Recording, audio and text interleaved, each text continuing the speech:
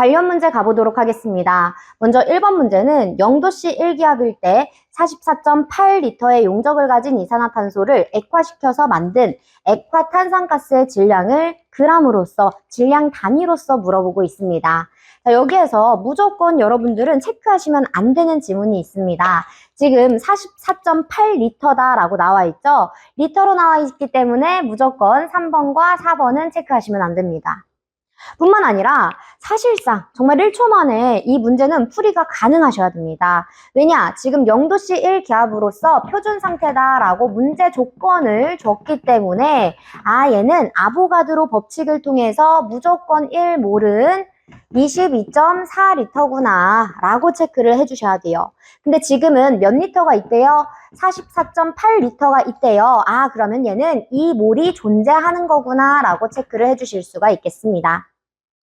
근데 이산화탄소 자체의 몰수를 물어보는 문제가 아닙니다. 지금은 질량을 구해라 라고 했기 때문에 여러분들은 이 몰을 곱하기 분자량 가해주면 되는데, 분자량은 CO2 분자량 체크하시면 되겠죠. 12 더하기 16 곱하기 2 하시면 44가 나옵니다. 여기에서 단위는 분자량에 대한 단위 g/몰 해주시면 몰 약분이 되면서 88g이다 라고 나오게 되는 겁니다. 네, 그래서 정답은 2번 체크해 주시면 되겠습니다. 혹은 두 번째, 이렇게 풀이를 하셔도 되고요. 두 번째 풀이는 PV는 nRT다 라고 하는 공식을 사용해서 풀어주실 수도 있습니다. 여기서 1기압이다 라고 했으니까 P 자리에는 1기압 대입하시고요. V 자리에는 해당 용적이니까 44.8리터 체크해 주시면 됩니다.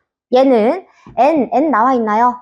물론 얘가 바로 2몰이다 라는 것을 체크해 보실 수가 있겠지만, 얘는 n분의 w니까 분자량 지금은 44g/몰 분의 w 미지수 하면 되겠죠. 그래서 미지수 해가지고 그램 체크해 주시면 되겠습니다. 곱하기 0.082, 여기서의 단위는 atm 곱하기 리터 퍼 몰 켈빈이고요. 곱하기 T는 0도씨라고 했으니까요. 273켈빈으로서 마무리 지어주시면 되겠습니다. 그럼 하나의 공식 안에 지금 W라고 하는 미지수가 하나가 들어가 있기 때문에 여러분들은 W는 해가지고 풀이하실 수 있습니다. 살짝 복잡하죠? 그래서 여러분들은 표준 상태다라고 조건이 나오는 경우에는 아보가드로 법칙을 통해서 이렇게 간단하게 바로바로 풀이하실 수 있으셔야 됩니다. 자, 두 번째 문제, 같은 문제처럼 보이지만 20도씨 1기압일 때 44.8리터의 용적을 가진 이산화탄소를 액화시켜서 만든 액화 탄산가스의 질량을 물어보고 있습니다. 1번 문제하고 차이점은요?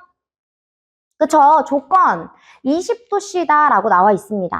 지금은 0도씨 1기압 표준 상태가 아니고 20도씨 1기압이다 라고 나와 있으니까 여기에다가 요 T자리에다가 어떻게 바꿔주는 거예요?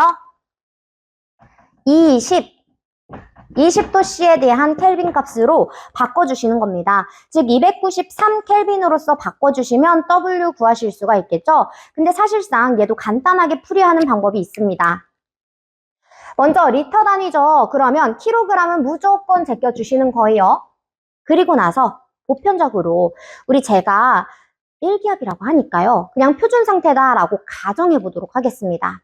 왜냐면 사실상 몇 도씨냐 얘는 사실 중요하지 않아요.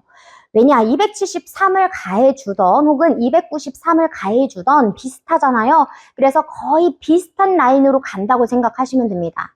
표준 상태일 때 1몰은 무조건 22.4리터인데 얘는 지금 44.8리터예요. 2몰이잖아요. 그러면 88, 즉 2몰이니까 분자량 곱해서 88g이 나오는 것이고, 88g과 굉장히 유사한 수치 2번 체크를 해주시면 되겠습니다. 사실 지금 이 문제는 2번이냐 3번이냐 사실상 잘 몰라요. 그래서 이렇게 한 번씩 풀어봐 주셔야 되지만, 만약에 해당 보기에 대한 수치가 엄청나게 차이가 많이 일어난다 라고 한다면 이 방법도 꽤나 유용한 방법이기 때문에 한 번씩 적용해 주시면 되겠습니다. 이렇듯 조건에 따라서 여러분들은 공식을 따로따로 써주실 수 있으셔야 돼요. 1번 문제는 그냥 아보가드로 법칙을 통해서 체크해 주시면 되고요. 2번 문제의 경우에는 표준 상태가 아니기 때문에 무조건 무조건 PV는 nRT다라고 하는 이상기체 상태 방정식을 적용해서 계산하실 수 있도록 하시면 되겠습니다. 다음 문제는 3번입니다. 공기의 온도와 압력이 각각 0도씨 100kPa일 때 공기가 5kg 차지하는 체적은 얼마인가? 단, 공기에 대한 기체 상수는 0.287kJ per kg 켈빈으로 한다. 사실상 3번 문제는 살짝 어려운 문제입니다. 그래서 나는 만약에 3번이 조금 어렵다라고 하신다면 그냥 패스하시고 가시면 됩니다. 다만 여러분들이 만약에 기사 문제를 푼다, 기사 자격증을 취득하기 위해서 이 강의를 수강하고 있다라고 한다면 이 3번 문제는 무조건 체크를 하시면서 가져가셔야 됩니다. 자, 먼저 여기에서는 기체 상수값을 ATM 단위가 아니고 kJ 단위로서 표기가 되어 있고요. per kg으로 나와 있죠. 즉 kmol이 아니고 kg으로 나와 있습니다. 사실상 PV는 nRT다라고 했을 때 이 이상기체 상태 방정식에서 R값은 0.082 ATM 리터 per 몰 켈빈입니다. 근데 여기서 ATM 단위를 줄로서 바꿔준 거예요. 즉 ATM이라고 하는 것은요, 우리가 대기압 단위로서 얘는 파스칼 단위로 바꿀 수가 있습니다. 그래서 101325라고 하는 파스칼 단위로 바꿔줄 수 있는데 이 파스칼이라고 하는 것은 우리가 단위 면적당 누르는 힘을 의미하고 있기 때문에 다시 한번 뉴턴 퍼 미터 제곱으로 바꿔주실 수가 있겠습니다. 그렇죠? 그래서 여기에서 0.082 곱하기 101325 해주시면 얘가 바로 뉴턴 퍼 미터 제곱이 되는 것이고, 그리고 여기서 리터를요, 저는 미터 3승으로 바꿔보도록 하겠습니다. 우리가 1리터는 10의 마이너스 3승 미터 3승이다 라고 했었잖아요. 그러면 여기에서 10의 마이너스 3승 미터 3승 가해주시면 어차피 동일하게 나올 수 있겠죠. 그리고 per 몰 켈빈 요렇게 해서 작성해 볼게요. 그러면 요것만 수치들만 한번 쭉 계산해 보세요. 그러면 8.314라고 하는 수치가 나오게 됩니다. 단위만 한번 볼게요. 단위를 보니까 여기는 지금 미터 제곱과 미터 3승이 이제 약분이 되겠죠. 어떻게 해요? 뉴턴 곱하기 미터로, 그냥 미터만 하나 살아남는 거예요. per 몰 켈빈으로 바뀌게 됩니다. 그럼 여기에서 요 뉴턴 곱하기 미터는 줄이라고 하는 단위로서 1의 단위로 나올 수가 있겠죠. 그래서 8.314 줄 per 몰 켈빈으로 바꿔서 쓸 수가 있겠습니다. 네, 그래서 사실상 R이라고 하는 기체 상수는요, 0.082 ATM L, 리터죠. 리터 per 몰 켈빈으로 쓸 수도 있지만 이렇게 줄 단위를 사용해서 8.314 줄 per 몰 켈빈으로 써줄 수가 있겠습니다. 물론 내가 딱 이렇게 했는데 0.082 곱하기 101,325 곱하기 10의 마이너스 3승 했는데 안 나와요 라고 하시는 분들은요, 사실상 얘가 정확한 수치가 아니고 지금은 전부 다 계산한 값으로서 사용을 한 것이기 때문에 이 소수점 이하의 수치가 살짝 다를 수가 있습니다. 그렇지만 소수점 이하의 수치가 다르다고 해서 얘가 틀렸다라고 하지는 않아요. 그냥 요런 게 있구나 라는 정도로만 생각하시면 되겠습니다. 즉 계산 과정 중에 일어날 수 있는 오류 범위는 괜찮다라는 거. 네, 그래서 8.314라고 하는 수치도 한 번씩 확인을 해 주실 수가 있고요. 여기에서 다시 M이라고 하는 분자량으로 나눠주게 되면 얘는 특별 기체 상수값이 되는 겁니다. 즉 다시 말을 해보자면 우리 R이라고 하는 것은 8.314 줄 per 몰 켈빈이라고 했습니다. 근데 여기서 R바라고 하는 값은 특정 기체 상수로서 우리가 이전에 PV는 nRT입니다 라고 했었죠. 요 N은 N분의 WRT입니다 라고 했었고요. 지금은 N분의 R, 요렇게 해서 N분의 R 곱하기 WT라고 해줄 건데 N분의 R이 뭐라고요? R바로서 특정 기체 상수라고 하는 값이다 라고 보시면 됩니다.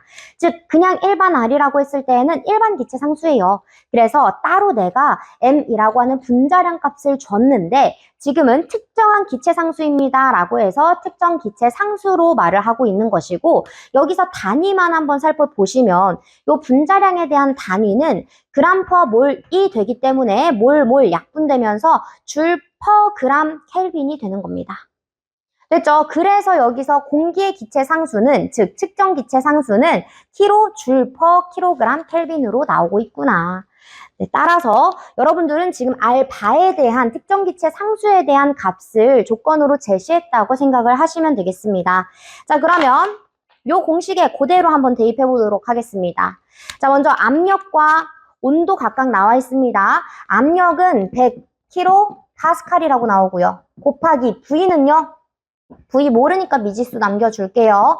얘는 알바에 대한 값이 0.287 kJ per kg 켈빈이었고요. 곱하기 W는요, W는 5kg이래요. 5kg. 곱하기 T는요, 온도 0도씨니까 273 켈빈이다라고 적어보실 수가 있겠죠. 지금 여기서 사실상 전부 다 킬로그램, 킬로줄, 킬로그램 이런 식으로 나와 있기 때문에 요 단위에 있어서도 킬로줄, 킬로몰, 킬로그램, 킬로몰 이런 식으로 조금 더 큰 단위를 적용해서 표현을 해줬다라고 생각을 하시면 되겠습니다. 네, 그리고 파스칼은 우리가 킬로 뉴턴 퍼 미터 제곱으로 표현할 수 있다라고 했었죠.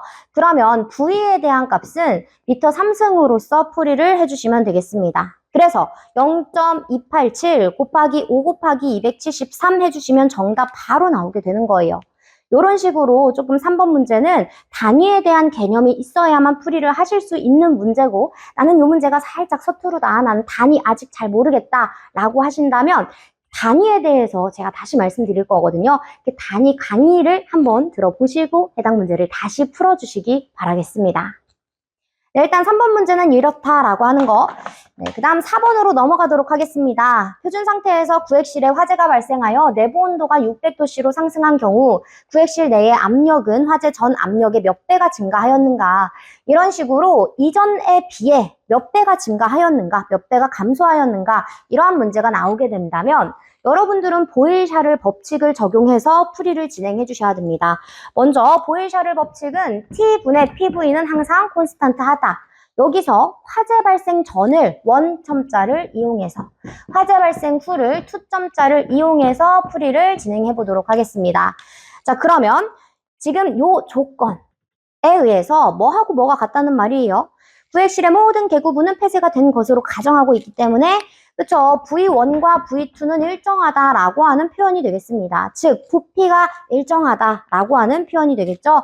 그래서 약분해 주시면은 T1분의 P1은 얘는 T2분의 P2입니다 라고 작성해 주실 수가 있겠습니다. 여기에서는 무엇이 궁금하다는 거예요? 네, 문제로 나온 것은 구획실 내의 압력이 전의 압력에 비해서 몇 배가 증가하였는가인 거잖아요. 내가 궁금한 것은 P2 값인데 이 P2 값을 바로 알 수는 없으니 P1에 대해, 즉 기준값이 뭐가 된다? P1이 된다. 그래서 항상 기준값은 아래로 내려주시고요. 결론적으로 내가 구하려는 값을 위로 올린다고 생각하시면 되겠습니다. 만약에 이렇게 해서 X값이 나왔다라고 한다면 얘를 이항하셨을 때 P2는 X 곱하기 P1이 되는 거죠. 그래서 P1에 비해 몇 배가 되었는지 이 X값을 통해서 확인할 수 있기 때문에 그렇습니다. 네, 그러면 P1분의 P2 값을 상수로서 구하는 것인데, 지금 보니까 우리 요렇게 해서 크로스 해주면 될 것 같아요. 요렇게.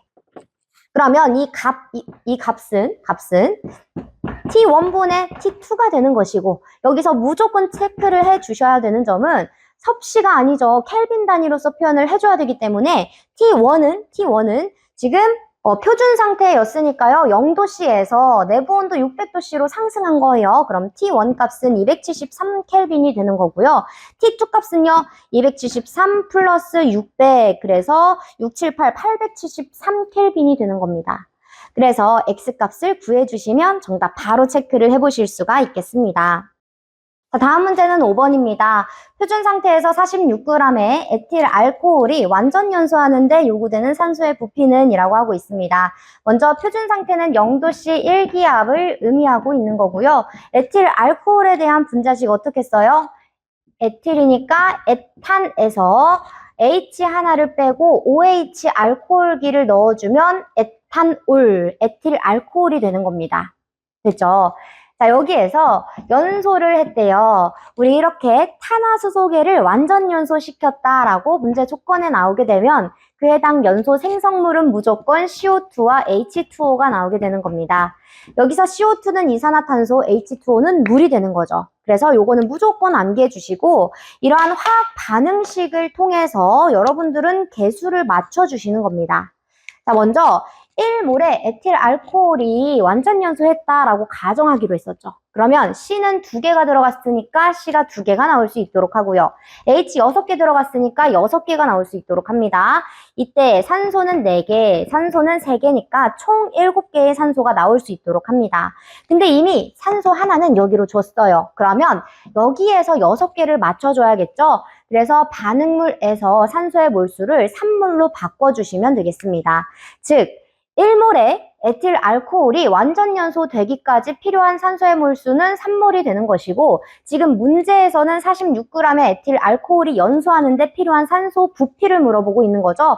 그러면 에틸 알코올에 대한 분자량 어떻게 구해요? 12 곱하기 2 더하기 5 더하기 16 더하기 1 하시면 이거 얘는 46 나올 거예요. 한번 해보시고요. 46g/몰이라고 하는 분자량을 얻을 수가 있겠습니다. 근데 얘가 46g이 왔다 갔다 한대요. 그럼 어떻게 구한다? 나눠주시면 된다. 분자량으로 나눠주시면요. 1몰이라고 하는 수치가 나옵니다. 즉 문제 조건상 46g의 에틸 알코올이 완전 연소됩니다 라고 하는 의미는요. 얘는 1몰의 에틸 알코올이 완전 연소합니다 라고 하는 의미와 동일하기 때문에 여러분들은 그냥 1몰의 에틸 알코올이 완전 연소하는 거구나 라고 체크를 하시면 됩니다. 이때 필요한 산소의 부피는 3몰이라고 했어요. 3몰이기 때문에 얘는 표준 상태니까 22.4 곱하기 3 하시면 되겠죠. 이렇게 해서 골라주시면 되는 겁니다. 즉 3몰의 산소가 요구된다. 우리 곱하기 표준 상태니까요. 아보가드로 법칙을 통해서 1몰당 22.4리터다 라고 하는 것을 곱해주시면 되겠습니다. 네, 이렇게 해서 정답 바로 1번 체크를 해주시면 되겠네요. 네, 특히나 킬로그램이 아니고 그램이었으니까 얘는 당연히 부피에 대한 단위로서 리터로 표현을 해주시면 되겠습니다. 네, 이제 마지막 6번 가보도록 하겠습니다. 800도씨 1기압에서 황 1kg이 공기 중에서 완전 연소할 때 발생되는 이산화 황에 대한 발생량은 단 이때 황에 대한 원자량을 32로 계산한다 라고 합니다. 자, 우리 황을 완전 연소를 시켜봤습니다. 그랬더니 뭐가 나왔대요? 이산화 황이 나왔습니다. 그쵸? 여기서 개수를 맞춰주셔야 되는데 사실상 개수 맞출 것도 없습니다. 무조건 1대1로 반응해서 그냥 1몰 나온대요. 자, 근데 여기서 1kg이 완전 연소 되기 위해서 라고 표현을 하고 있습니다. 그러면 얘가 몇 몰인지를 체크를 해줘야 되는데 지금 황 자체가 원자량이 몇이래요? 30이래요. 그래서 32g/몰 해가지고 나눠줄 겁니다. 되셨죠?